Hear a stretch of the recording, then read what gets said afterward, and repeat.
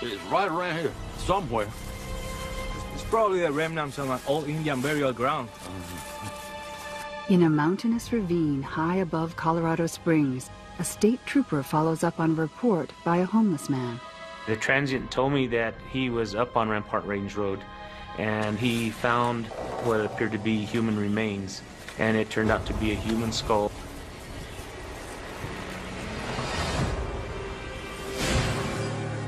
Dental records prove the skull is the remains of 13-year-old Heather Church.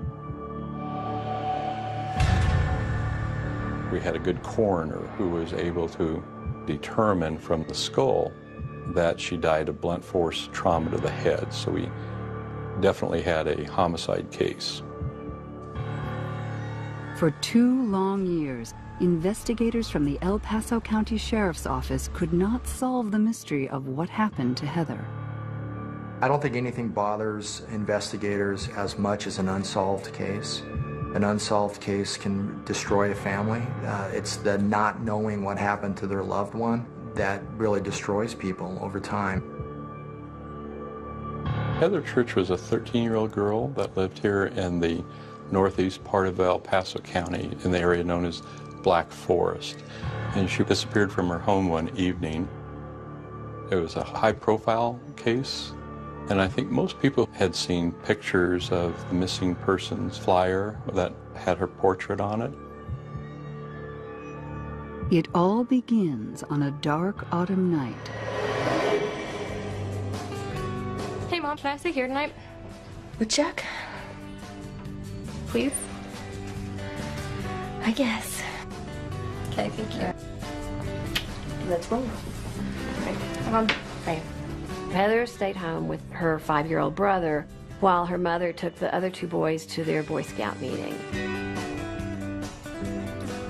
Do you see TV?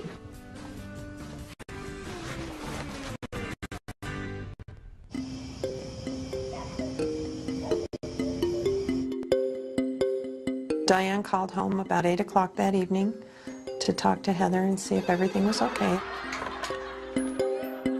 Hello? Hey, it's me. Hey. What's going on? We're just watching TV. It's really funny. So you good? Yes. Okay, we should be home in like 30 minutes. Okay. Love you. Love you too. Bye. Bye.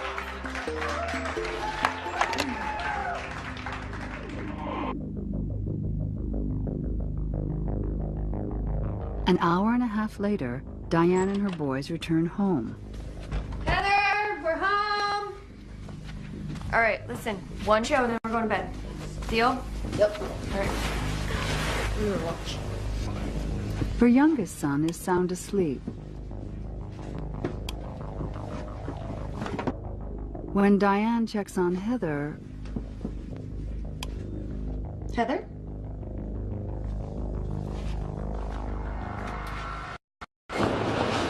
The bed is empty. All right. Find her right now.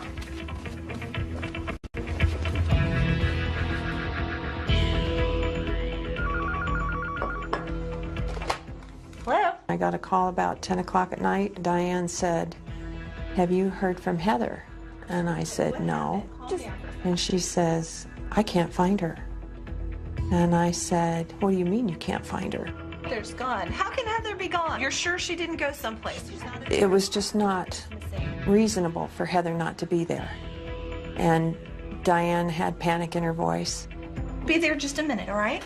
Heather's missing. Heather's missing. Diane needs us to come and look for her. How long has she been missing? I don't know. She said like... My husband and I jumped in the truck and ran out to Diane's. Diane also calls Heather's father. Heather's father immediately started speeding out to their home, feeling like this is a really bad thing that's happened here. He had immediate feelings that something really bad had happened to his daughter. Heather, where are you, honey? Come on. I can't find Heather. Where did she go? I don't know. I don't know. Just take this. Take this. What's going on? I can't find her. My husband and I and Diane, we were all outside calling her name. We probably drove around for 20 minutes through the fields with our lights on, doing a search around the property. Heather! Heather!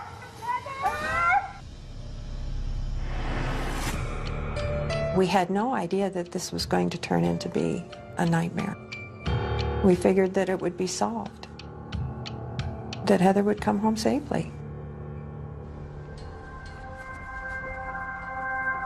Having been a parent, you can't say you know what they're going through, but you can imagine it's worse than anything you could possibly imagine. Diane and Mike Church had 4 children, and Heather Church was their oldest daughter. About a year after they moved to their new house, Diane and Mike separated, and Diane stayed in the house with the 4 children. In the early part of the investigation, there was a lot of speculation that maybe she was a runaway, maybe she was alive someplace. The morning after Heather disappears, the search and rescue teams arrive about dawn, and they fan out across the prairie, and then they also start canvassing the neighborhood.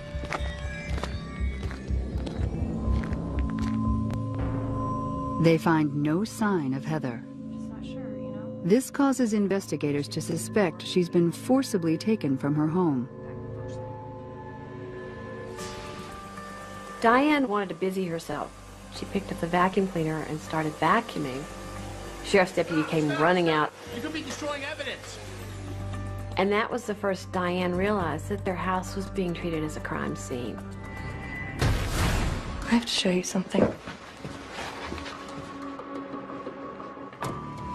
Okay, so I don't know if it's important or not, but I saw like the screen was a little weird, like I wasn't sure. This is how you found the window? Yeah. So I really just saw the screen. I wasn't sure. Could you get CSI in here?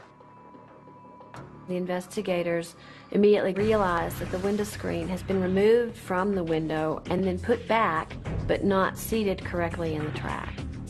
This is really the first clue that someone has actually come into the house. The prints are submitted to the Colorado Bureau of Investigation database, and there are no hits. The case affected all of us on a personal level. A crime like that had not occurred in this community, where a girl was abducted from the safety of her own home. Heather Church was just a very innocent young girl, a young victim, and it was quite a tragedy at the time. For 2 years, detectives question everyone who's ever known Heather. Heather's disappearance received a lot of publicity, and hundreds of people called with tips, claiming to have seen her at the mall, at a restaurant, on a bus. From the beginning, investigators pursue every lead, but none result in any possible suspect. It became just a part of life that this was ongoing. It was a mystery that needed to be solved.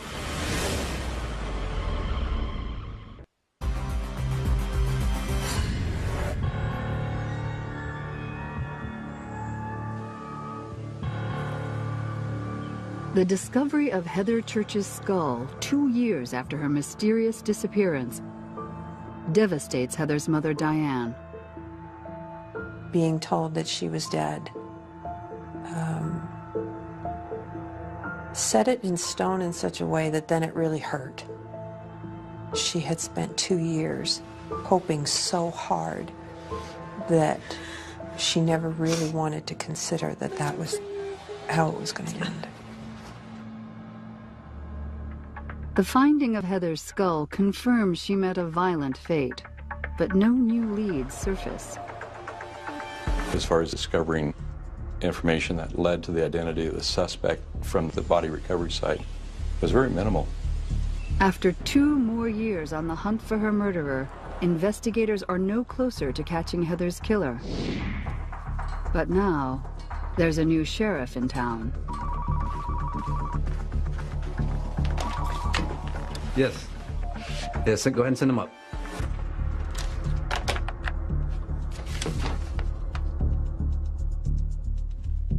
Hey, Lou. Hey, it's good how to you see you been? again. I've been All good. right. How's the family? Good. How about you? Have a seat. I'm really glad that you could come and join me on this case. As the newly elected sheriff, one of my goals was to put together the investigation and the team that would solve the kidnapped murder of Heather Church. And I was very fortunate that I was able to convince my former homicide partner, Lou Smith, to come to the sheriff's office and lead the investigation as my captain of detectives. I'm going to introduce you to Diane Lou. How you doing? I'm Lou Smith. Nice to meet you. Nice to meet you. By the time Heather Church's skull was found, Lou Smith had built quite a reputation regionally and even nationally for his investigative efforts. My biggest concern was, is the suspect still in our community? It was a case that I think all of us wanted to see solved. The one very critical piece of physical evidence was the latent fingerprint.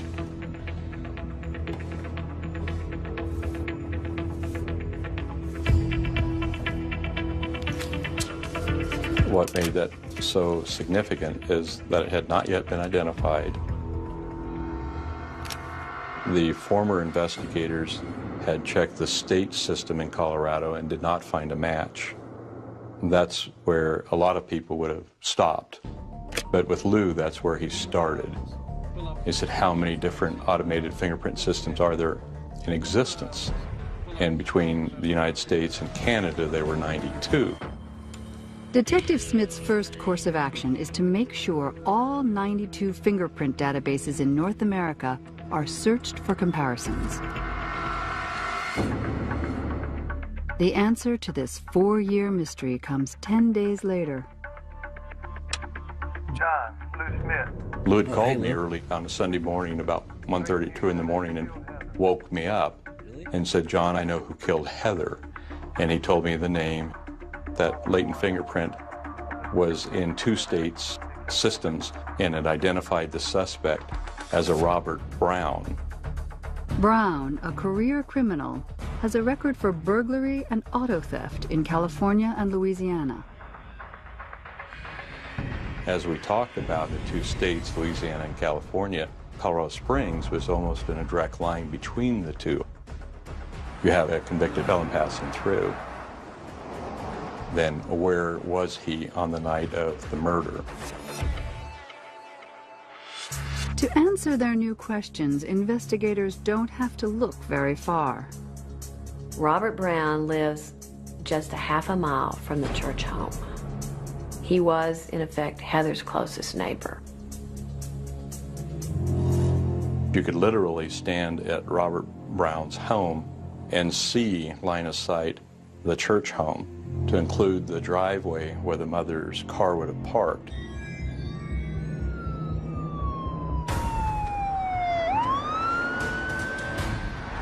We began to watch the house closely, determine what car he drove, what his patterns were. We suspected he may have weapons in the house. We wanted to try to avoid a barricaded hostage situation, and ideally, we wanted to separate him from the residence where there could be physical evidence so he wouldn't destroy the evidence or arm himself. That as we watched the house that morning, the suspect ended up leaving. The sheriff's investigators follow Robert Brown to an art supply store in downtown Colorado Springs. They wait for him to come out of the store, then they stop him and they arrest him. You're under arrest for the murder of Heather Church. Relax, Robert, relax. I didn't murder nobody. You have a right to remain silent. Anything you say can and will be used to get you to court of law. You have the right to have an attorney present during any questioning. To her house down there? Never? I don't think so. Not that I recall. I can't think of any reason I would have been there. When Robert Brown lied about being at the Church residence, which we thought he would, it was a significant milestone in the investigation. We knew that we'd overcome a hurdle. He had no reason to be there. That was going to be very difficult for him in court to explain why his latent fingerprint was at the scene, let alone at the point of entry. We came with a warrant for your arrest, so we had a reason for that. We have your fingerprints. from inside that house. I don't believe you have any fingerprints down there. I mean, it's not possible. You may have somebody's that are similar to mine, but you don't have mine. I wish you'd take mine again and compare them. We've compared them several times. We got your fingerprints from the Louisiana State Police. You know, I'm telling you, they are yours.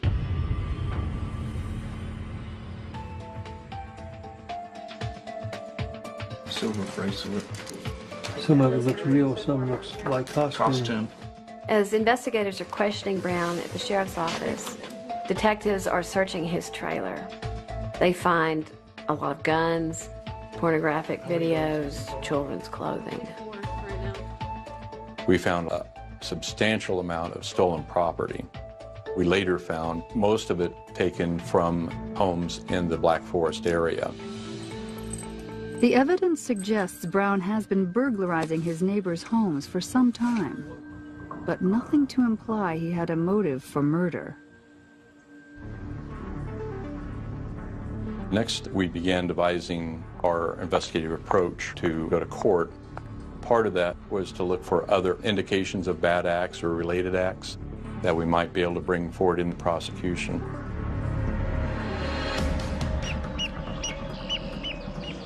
Investigators suspect there is more to Brown than they know. A detective from the El Paso County Sheriff's Office heads to Coshada, Louisiana to dig into his past. Robert Brown was the youngest of 9 children. His father was a deputy sheriff in Coshada, and his brother was a former Louisiana State Trooper. He was married 5 times. Did he do it all the time? Yeah. After we got married. He's crazy. Real bad temper. All of his wives were terrified of him, and some after only a short period of time of marriage. Some of those marriages didn't last but a couple of months. One, he put a gun to her head and pulled the trigger. Scared the crap out of me. Then he asked me to kill him. They all described him as not being able to control his temper. He would explode at the least little thing. He beat the hell out of me because I forgot to put a spoon in a gravy bowl. He's the devil's right-hand man, that's what he is. Call me when you throw the switch. I want to see him fry. Detectives learn that brutality surrounds Robert Brown, and has for a long, long time. Early in the investigation, we felt there was a strong likelihood that this was a very, very violent man. One woman who lived next door to Brown disappeared and has never been found. She's a 27-year-old waitress, Tammy Dumar. Another woman who also lived next door to Brown in Coshada, Louisiana, was murdered in her bed.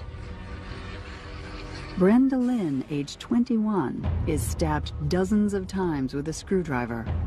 Her murder is never solved. And it was the first indication that perhaps we did have a serial killer on our hands. The chilling details uncovered in Louisiana confirm investigators' worst fears. Brown is a first-class predator. Detective Lou Smith gives Diane Church the news of his arrest. We've found a person who murdered your daughter. It's a guy by the name of Robert Brown. The good news is he's locked up. He's not going to hurt anyone else. He's going to be locked up for a long, long time. She was such a good girl. She didn't deserve this. It's not fair. What did she do? What did she do? Tell me. I hate that man. Why did he have to take my baby? Diane was so angry that this man had done this to her daughter. And there are still flashes of that anger that come across Diane's face when we get together and we talk about these things. As Brown sits behind bars awaiting trial, investigators can't help wonder if Heather's murder and the grisly slaughter in Louisiana are just the tip of the iceberg. And will Brown's fingerprints be enough to lock him away for good? Lou felt certain that he was a serial killer and there were other bodies.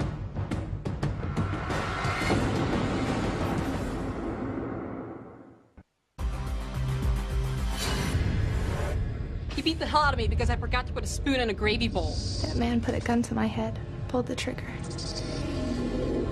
He's the devil's right-hand man. I want to see him fry. Fry. Based on the reports of Robert Brown's ex-wives, the mysterious deaths of his neighbors, and his fingerprints at 13-year-old murder victim Heather Church's house, detectives are certain they've got a monster in custody. Clearly the most critical piece of physical evidence against Brown was the fingerprint. It clearly helped that he was a twice convicted felon, that he lived in such a close proximity to the victim the night of the murder, and we really felt the case was worthy of a death penalty. Before investigators question Brown about any additional murders he may have committed, they want to secure a conviction in the Heather Church case. The defense attorney came forward with the offer of a plea agreement. You're going to take the death penalty off the table? Yes. Death would be too quick. My client will plead guilty to the murder of Heather Dawn Church if you take the death penalty off the table. That agreed? That's right.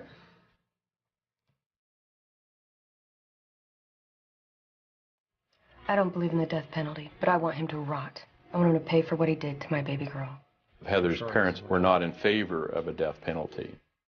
So having that offer in hand with the parents strongly encouraging us to accept it, we decided to do that. Can you make that happen?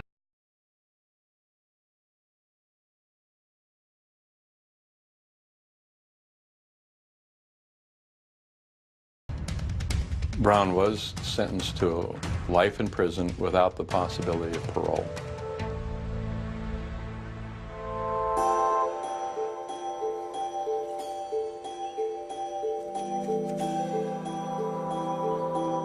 For the family, when something like that happens, that's when the healing can begin.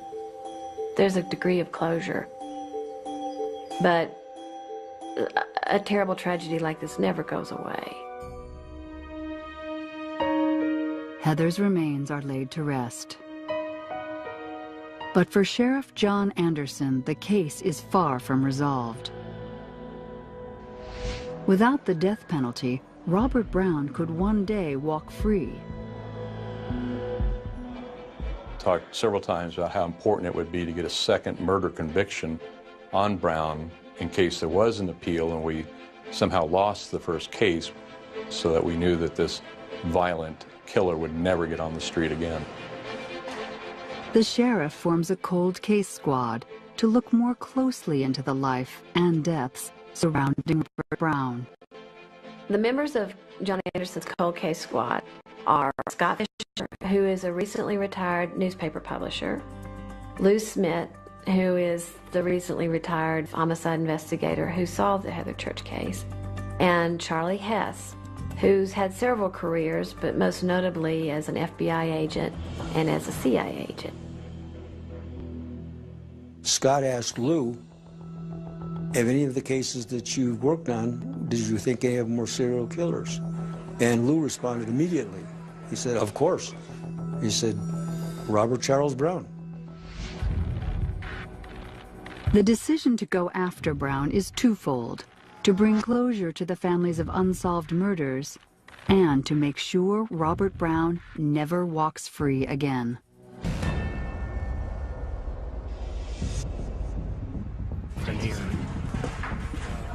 Something you think we can work with? Meeting regularly at a Colorado Springs cafe, the investigators review Brown's file and find he's written some cryptic letters to the DA, hinting about other victims.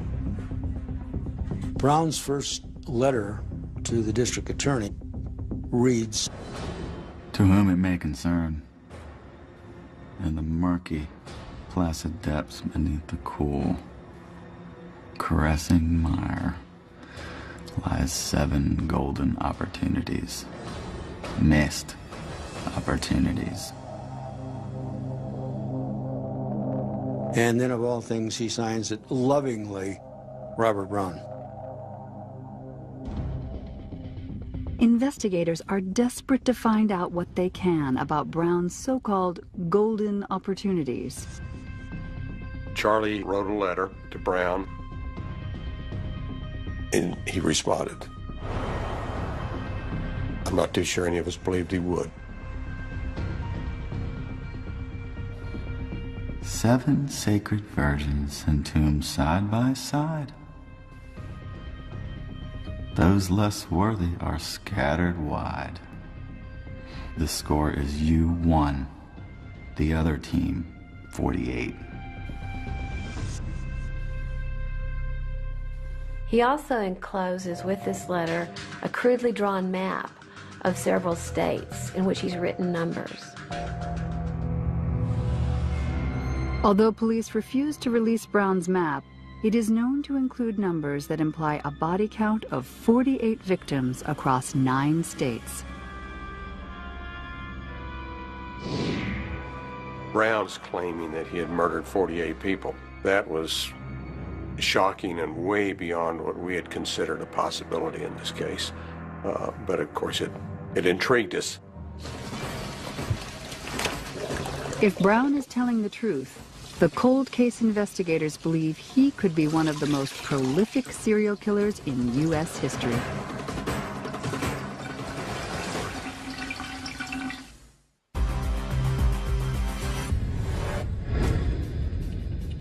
From his jail cell, convicted murderer Robert Brown sends cryptic letters to Colorado's El Paso County District Attorney. In them, he hints at having murdered 4 dozen people. The investigators didn't know whether Brown was just playing with them or whether he really had information to divulge.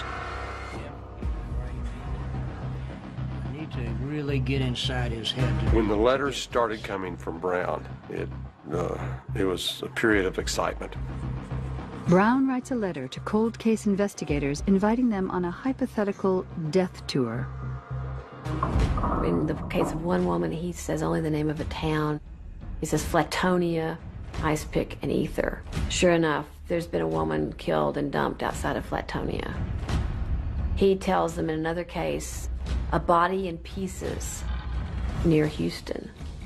They find out, yes, a woman who'd been cut up and pieces of her body are dumped.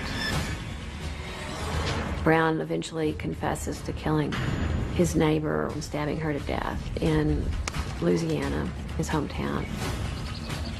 And he claims to kill a young teenager. One of the haunting things is that he claims he strangled her.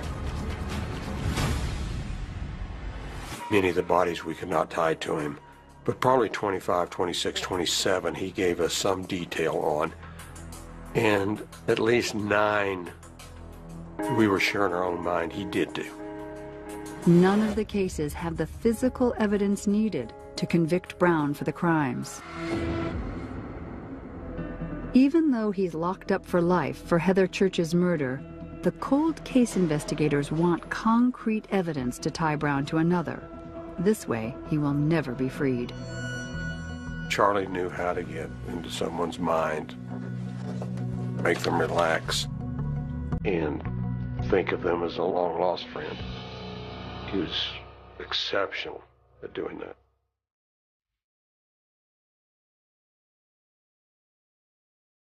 They find their opportunity in one of his many enigmatic letters.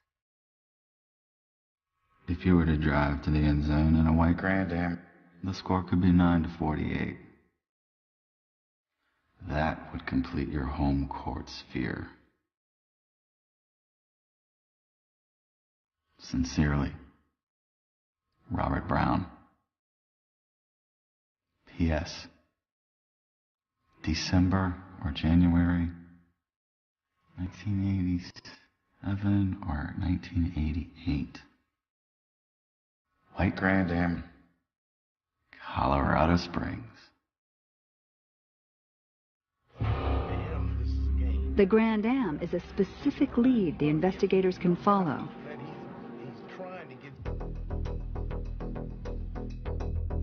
It was a Colorado Springs case, and the city could not produce anything from their files. And so we were just pounding our heads in the wall.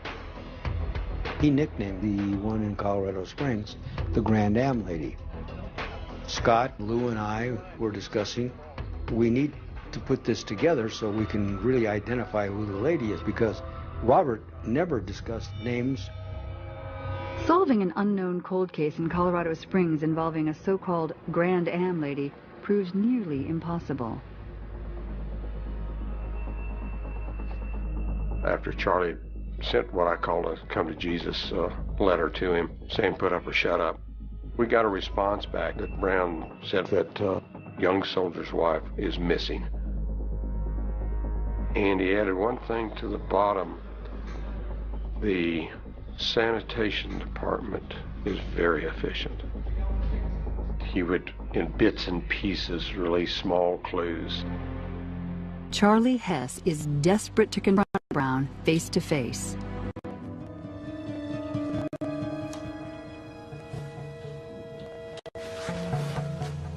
Do you know who I am? I'm the guy you've been writing to all this time. It's nice to meet you. Usually people come in here aren't worth meeting. You know, a lot of people think I'm kind of crazy for coming in to talking to you, but I think you're pretty interesting. I know what you want. Would you mind if I asked you some questions about some of the things you mentioned in your letters?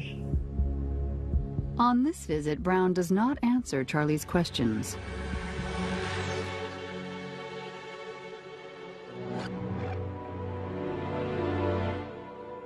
After a period of time of my visiting Robert, one of the detectives was checking out all of the stolen cars. He noticed that one VIN number didn't jive with the normal sequence. If we could figure out about this Grand Am, who it belongs to, it holds the pieces of this puzzle. You got anybody you can call? Or? He's got the VIN. He can call somebody. That VIN's going to come back to something. Yeah. Finally, they tracked it down to the owner in Florida, and they called him, and they said, "Did you ever have a white Grand Am?" He said, "Yes." He said, "Was this white Grand Am ever stolen?" He said, "Yes." They said, "Did you ever have a wife or a girlfriend who went missing?" And he began to cry. He said, "Yes, my wife." I got a victim. We're going to get it. And they knew they had found who they were looking for. With a new murder charge for the slaying of the Grand Am lady, investigators hope to keep Robert Brown behind bars for keeps. We were very excited about it because it looked to us like this was a murder that no one even knew about.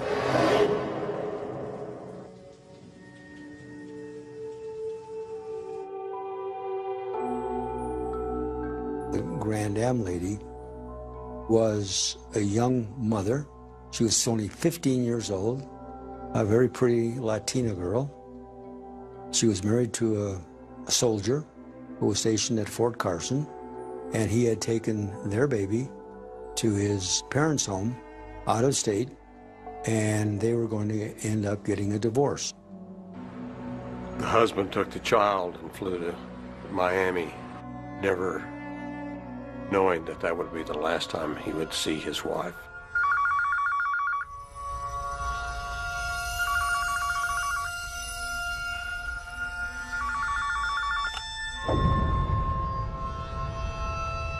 He called her once and was able to speak to her. He was heading back for reconciliation, but would never see her again.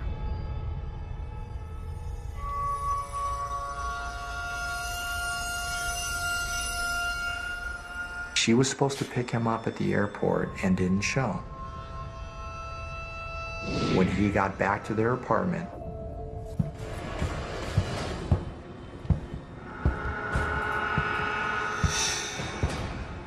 the victim's husband discovered that she was nowhere to be seen, but all of her clothing was there. He found the apartment in some disarray, television set missing. Went to his car to drive around to try to find her. Car was missing. He called the police to report her missing. They initially looked at him as a possible suspect in her disappearance. His life really was destroyed by this. Charlie Hess and Scott Fisher meet with convicted killer Robert Brown to tell him they've learned the identity of the Grand Am lady. We know a little bit about it, but I'm sure there's something more you want to tell me. What would you like to tell me about that? Brown could put a shiver down your back. He was a very intimidating person. I know about this lady's husband. Talked to him.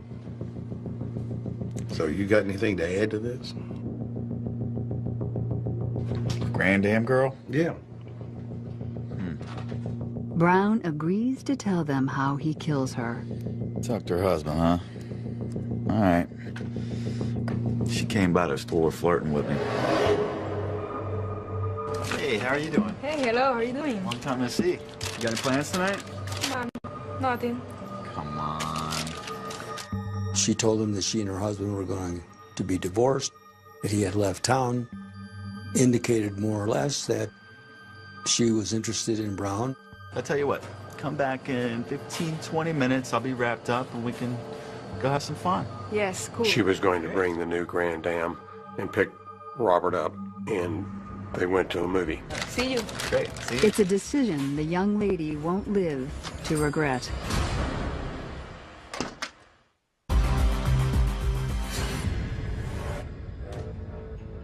The 1991 murder of Heather Church has put Colorado cold case investigators on the trail of Robert Brown, possibly America's worst serial killer. To prevent Brown from ever getting out of prison, authorities need to nail him for a second murder charge, the slaying of the so-called Grand Am lady. We now have a victim, we have a name, and Charlie is able to finally present to Brown that we pretty much solved the case, with the exception of the missing body. Yeah, I remember. Her husband was out of town from talking to her. So I talked her into going out on a date. We went to see a movie. After the movie, they had a bite to eat. After that, Robert took her to his apartment and they had sex. After some relations,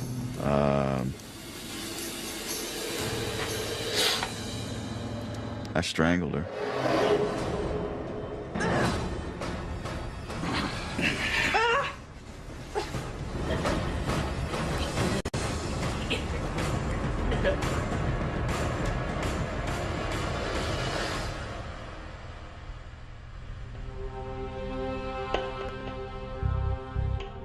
She was in his apartment dead all night that first night, and he went to bed just like it was an ordinary evening.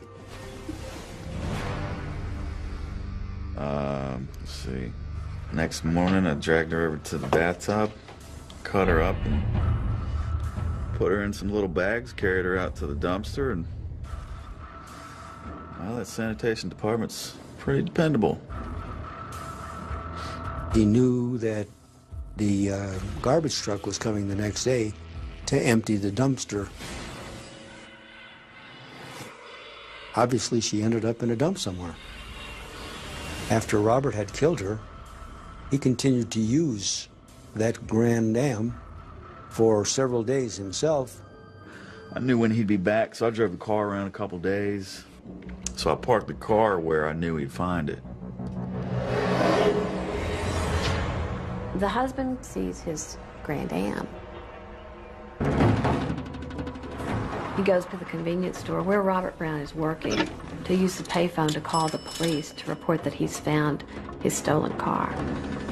It's the Grand Am, it's a white Grand Am. It's right around the corner from the apartment building. Little does he know that the man who murdered his wife is standing behind the counter. Correct. I heard him call you guys all hysterical, talking about he found the car. What else happened after that? That's it.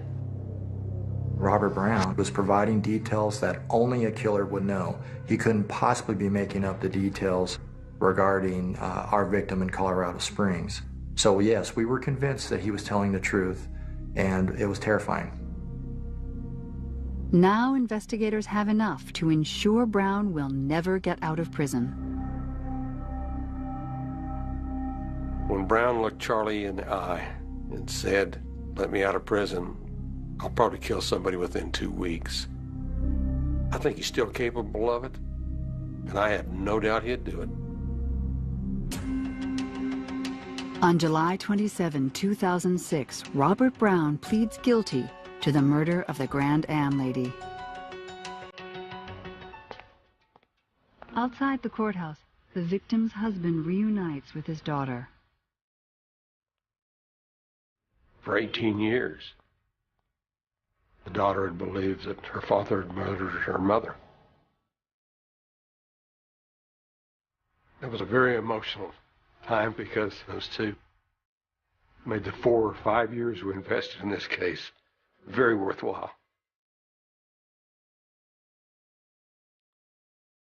Brown had done so many evils to so many families that I was just glad that Heather's case could be the last and that he wasn't going to be free anymore. Robert Brown never showed any feelings about the murders he had committed. Is there more that you can tell me about it? He provided, ultimately, information about 22 or 23 murders. And that was before we stopped communications. That's all he would give. Many of the murder cases reported by Robert Brown are still open and under investigation. 7 sacred virgins entombed side by side. Those less worthy are scattered wide.